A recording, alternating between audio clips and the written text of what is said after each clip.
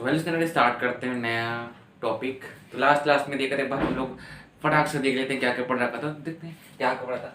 तो भाई साहब मैंने क्या पढ़ रखा था, ये पढ़ रखा था कि जो एटॉमिक मास क्या होता है, रफली देखते हैं क्या क्या था।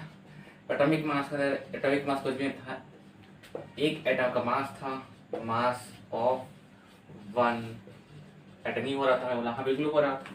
और मास वन एटम कैसे निकालते हैं, अगर कल को बोल दो कि मेरे को क्वेश्चन का निकालना है, ठीक है, इसका निकालना है तो क्या करना है, कुछ नहीं करना है, 16 into 1/12 of into mass of 1 carbon 12 atom. अगर मैं ये कर दूं तो मेरा बाद बच जाता है ना, बच जाता है।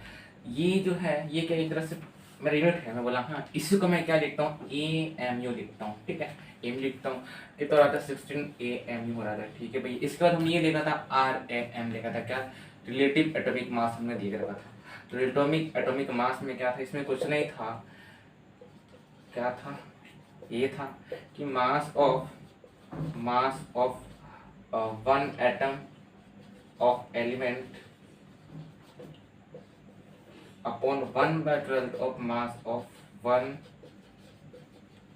Carbon 12 atom. ये हो रहा था ना, ये हो रहा था भैया। तो अगर रिलेटिव एटॉमिक मास मेरे को निकाल रहा था तो मेरे ख्याल से अगर फिर सब्स्टिट्यूट के लिए तो 16 इंटू 1/12 इतना हो रहा था। लेकिन अच्छा एक सेकेंड, अच्छा यहाँ पे एमयू हो रहा था, ये एमयू होगा, AMU इंटू ये यूनिट हो रहा था, है ना। अब इसी को मैं क्या लिख रहा था, मैं एमयू हो रहा था इंटू क्या कर दूं मैं, अगर मैं NA कर दूं, ठीक है, इसको मैंने बोल सकता हूँ। तो ये कितना हो गया, क्या 1 MU को कर सकता हूँ 1/NA लिख सकता हूँ। सेम थिंग यहाँ पे 1 कितना NA लिख दिया। इससे क्या इकलौते कितने बड़े 16 बच रहा है मेरा। वैसे हम लोग क्या देखे थे, मोलर मास देखे थे। मोलर मास में क्या था, कुछ नहीं, और ग्राम में आ रहा था 16, गुड मॉर्निंग, मतलब ग्राम में आ रहा था, है ना, ठीक है। ये मेरा क्या था, मोलर मास था, है ना, मोलर मास था मेरा। कैसे निकालते हैं, ऐसे निकालते हैं। और ये देखा था कि जो एवोगैड्रो नंबर होता है वो क्या होता है, 6.022 इंटू 10 के पावर में 23 पार्टिकल बोल सकते हैं या फिर आयन बोल सकते हैं, ठीक है, पार्टिकल बोले फिर आयन बोल दो, बात वही है। अच्छा ये देख रखा था, और साथ में ये देख रहा था क्या कि आइसोटोप आइसोबार का तो हमने देख रखा था। आइसोटोप क्या होता है, इसमें सेम एटॉमिक नंबर होता है लेकिन एटॉमिक मास कैसा होता है, डिफरेंट होता है। वैसे आइसोबार में क्या होता है, उसमें एटॉमिक नंबर क्या होता है, डिफरेंट होता है, एटॉमिक मास कैसा होता है, सेम हो रहा होता है, ठीक है। एक देखा था कि आइसो इलेक्ट्रॉन, इसमें ऐसा स्पीसीज, ठीक है, ऐसे स्पीसीज, ऐसे ग्रुप जिसमें जो नंबर्स ऑफ इलेक्ट्रॉन है सेम होगा, जैसे ऑक्सीजन बोल दो, O2 माइनस बोल दो, Cl माइनस बोल दो, या फिर Na प्लस Mg प्लस, ये सारे क्या आ जाएंगे, आइसो इलेक्ट्रॉनिक आ जाएंगे। ये सारे इन स्पीसीज में जो इलेक्ट्रॉन्स है, नंबर ऑफ इलेक्ट्रॉन्स है क्या है, सेम है। अच्छा अब देखते हैं क्या, अब नेक्स्ट देखते हैं एक बार हम लोग मोलर मास, ठीक है। मोलर मास होता है क्या है, और अच्छा एक काम कर दो ना, मोलर मास को और जो मोलिकुलर मास को साथ में बढ़ाया था। मोलर मास था क्या, तो मोलर मास कुछ भी नहीं था। अगर मेरे को कल को बोल दे कि भाई साहब मेरे को मोलर मास निकालना है, फिर नंबर ऑफ मोल्स निकालना है, तो क्या करूँगा, नंबर्स ऑफ मोल्स देखते हैं। हाँ चलो मोलर मास देख रखा था, सॉरी, क्या देखेंगे,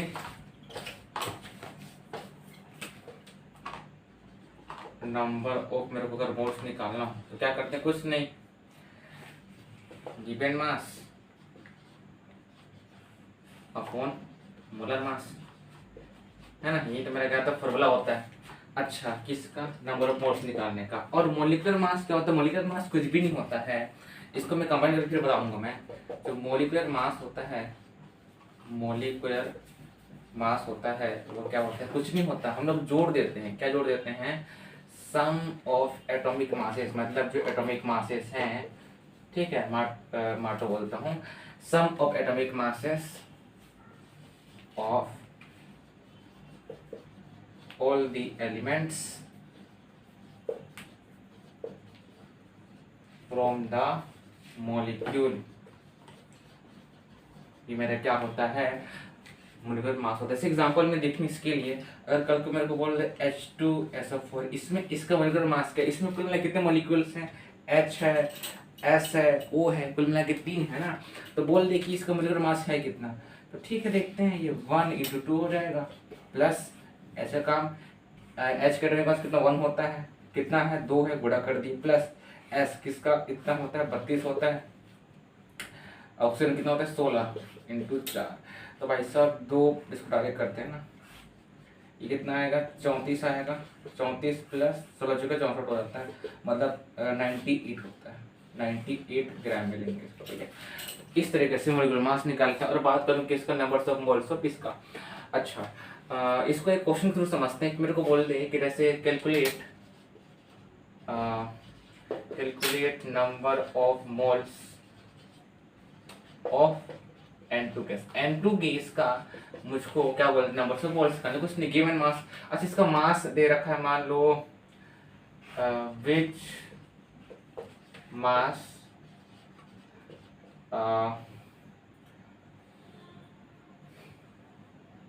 56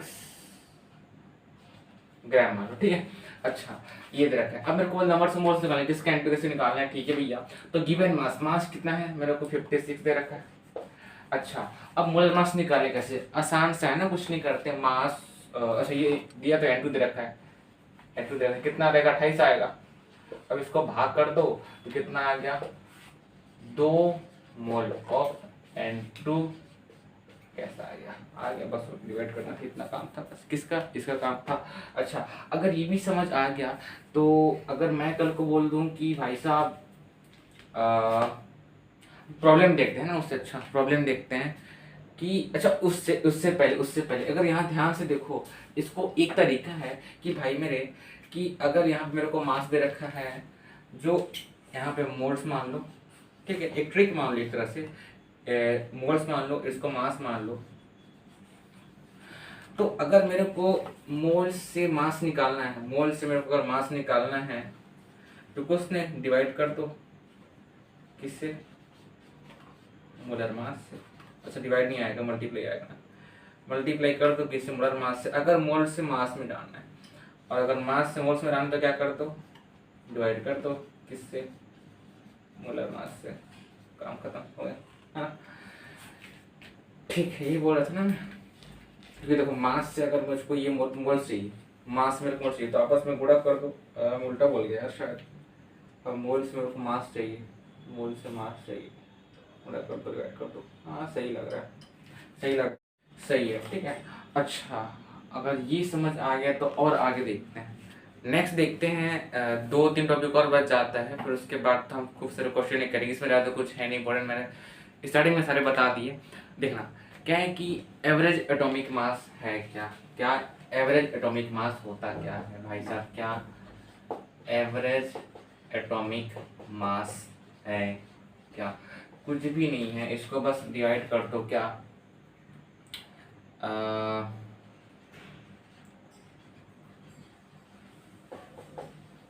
total mass of atom upon total number of moles. अगर मैं ये निकाल दूं तो मेरे को आराम से किसी भी एटम का जो एटॉमिक मास उसका एवरेज मिल जाएगा। मतलब इसको मैं ये बोल सकता हूँ फॉर्ड में, weight of W upon numbers of moles का भी ये। मतलब अगर देखना कल को मेरे को बोल दी कि मेरे पास एक ही एलिमेंट है, ठीक है, एक ही एलिमेंट है, लेकिन उसके एटॉमिक नंबर और मास अलग अलग है। मतलब क्या, एक मान लो Z1 का, एक मान लो मेरे पास Z2 का। अच्छा दोनों सेम ही है ना, तो Z1 Z2 का क्या जिक्र करना, ये है। इसका कल को मेरे को बोल दे कि भैया M1 मास है, इसका M2 मास है, इसके नंबर्स ऑफ मोल्स अलग अलग है, N1 है, इसका N2 है। तो इसके लिए इसका एवरेज एटॉमिक मास कितना हो रहा होगा, तो कुछ नहीं हो रहा होगा, कुछ नहीं करना है, क्या करना है, M ऑफ एवरेज वो तो सेम ही रहेगा, इक्वल्स टू क्या करना है, आपस में गुणा कर देना है, क्या M1 N1 plus M2 N2 upon N1 plus N2। तो ये मेरा क्या निकल आता है फॉर्मूला, और इसी से मैं आराम से निकाल सकता हूँ क्या, एवरेज एटॉमिक मास निकाला जा सकता है, ठीक है भैया, ऐसे।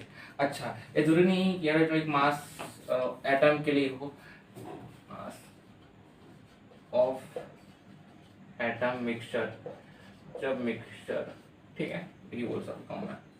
अच्छा ठीक है, एग्जाम्पल तो देखते हैं कि भाई साहब अगर मेरे को बोल दे कि क्या बोल दे, एग्जाम्पल देखते हैं, मेरे पास क्लोरीन है, ठीक है भाई साहब, उसका मान लो 18 ग्राम उसका क्या है, एवरेज मेरा क्या है, एवरेज एटॉमिक मास मेरा, ठीक है। वो दो पार्ट में कट गया, एक Cl 11, ठीक है, और एक Cl 13 हो। अब मेरे को बोलते हैं कि इसका एवरेज एटॉमिक मास निकालो, परसेंटेज निकाल दो साथ में, परसेंटेज, हाँ ठीक है, परसेंटेज नहीं, ठीक है, परसेंटेज, ठीक है, इसका साथ परसेंटेज निकालने को बोल दिया कि इसका क्या average atomic mass, calculate the, इसमें लिखते हैं कि क्वेश्चन क्या है, calculate the percent mole of Cl if average atomic mass is कितना, 18 ग्राम, ठीक है भैया। तो कुछ नहीं करना है, बस फॉर्मूला इंपुट करना है, काम खत्म। मतलब क्या, ये तो मेरा M1 हो गया, ये मेरा क्या हो गया, M2 हो गया। अब मुझको पता नहीं कि नंबर्स ऑफ मोल्स कितने हैं, तो एक काम करूँगा मैं यहाँ देखता हूँ, ये भाई साहब मेरा क्या है, Cl है, और ये क्या है, Cl, दोनों Cl ही है मेरे। एक का कितना है, 11 है, एक का कितना है मेरा, 13 दे रखा है। अब नंबर्स ऑफ मोल्स मेरे को पता नहीं, एज्यूम कर लेता हूँ, इसको अगर मैं x मान लूँ, ठीक है, इसको मैं 100 माइनस x मान रहा हूँ, अगर मेरे को परसेंटेज निकाले उस केस में, बोला हाँ, तो ये मेरे दोनों क्या होंगे, नंबर्स ऑफ मोल्स होंगे। मतलब कि ये N1 मेरे क्या होगा, N2 होगा। इसी को मैं यहाँ पुट कर दूँ, ये एवरेज वाली फॉर्मूला में, तो मुझको मिल रहा है क्या, नंबर्स ऑफ मोल्स मिल जाएंगे, परसेंटेज किसका, Cl का, ठीक है। तो एवरेज मास तो मेरा 18 है, तो लिख दूँ क्या, 18 कर दूँ।